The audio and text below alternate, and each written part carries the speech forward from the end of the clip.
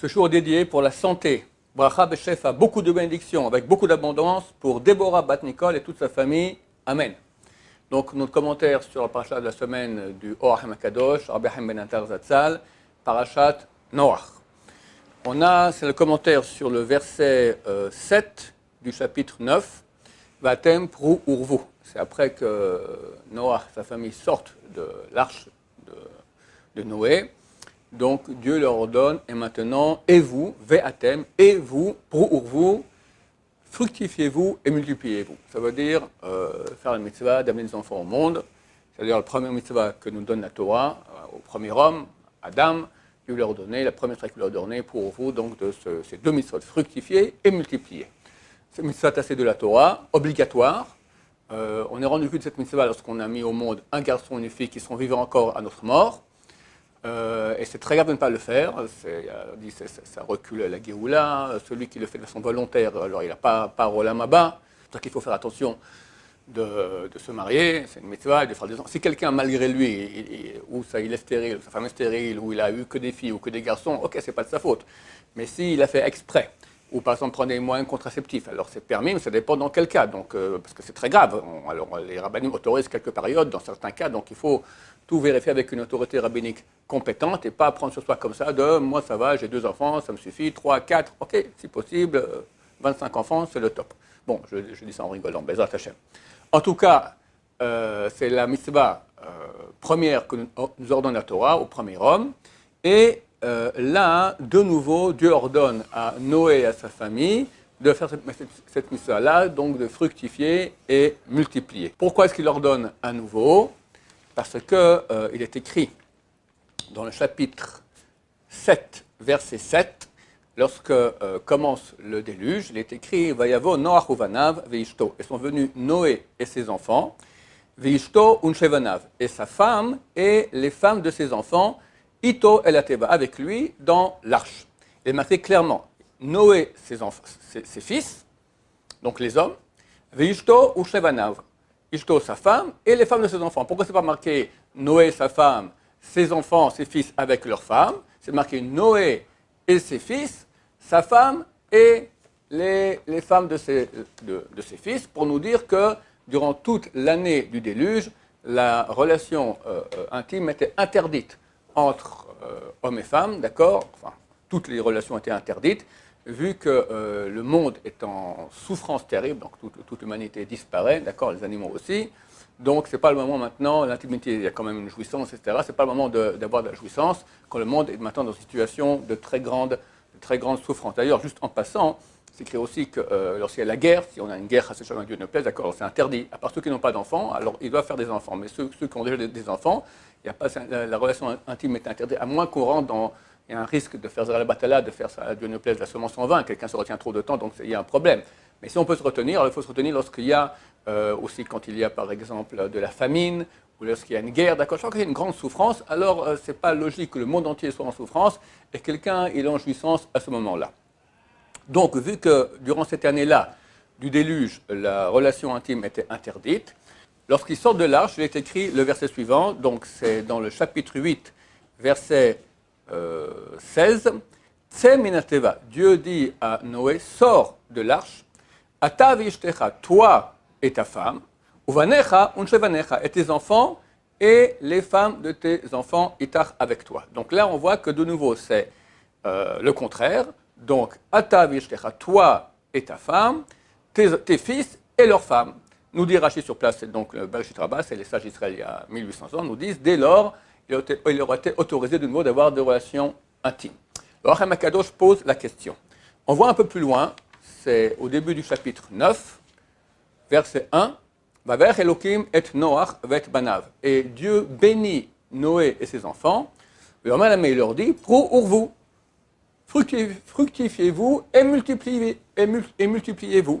Pourquoi une deuxième fois? C'est déjà marqué que quand ils sont sortis, c'était autorisé. Pas besoin de le redire.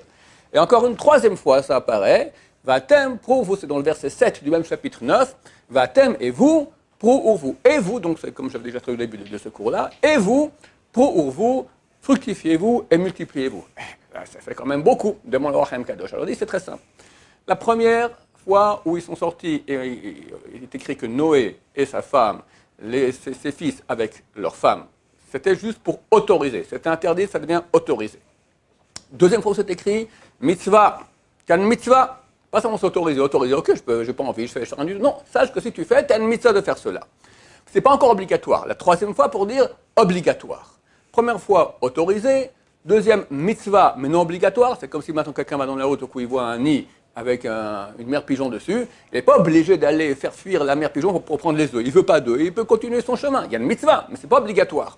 La troisième fois pour nous dire, mon cher ami, c'est pas si tu veux pas. Obligatoire de faire des enfants. Comme je dis, c'est une mitzvah extrêmement importante. Et là, elle pose la question, pourquoi c'est marqué ve'atem, et vous? Pourquoi le et?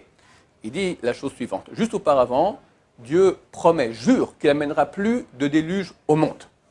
Mais il dit et vous, ça veut dire, ça fait partie encore de ce que je viens de dire auparavant, que dorénavant il n'y aura plus de déluge, j'ai juré cela, mais c'est à condition, attention, et quand dans mon contrat quelque part, je jure de mon côté que je n'amène pas de déluge, mais et vous, c'est votre partie du contrat, vous devez vous occuper de faire la mitzvah de prière verveilla, donc d'amener des enfants au monde. Et c'est une condition, ça veut dire, j'amène pas de déluge, à condition que vous fassiez attention de faire sa mitzvah comme il faut. Mais si vous ne faites pas ce qu'il faut, alors moi je vais amener le déluge. Et le Rav amène en cela une preuve, c'est une bara qui est connue dans Traité Nida, page 13, qu'un homme qui lorsqu'il urine se tient la verge, alors c'est comme s'il amène le déluge au monde.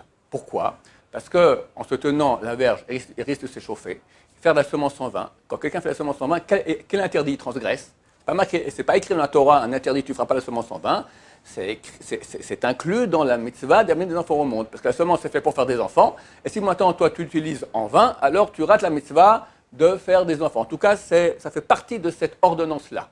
Donc, nous, on comprend, jusqu'à ce que ce Redouche de Rahma Kadosh, on a compris quoi?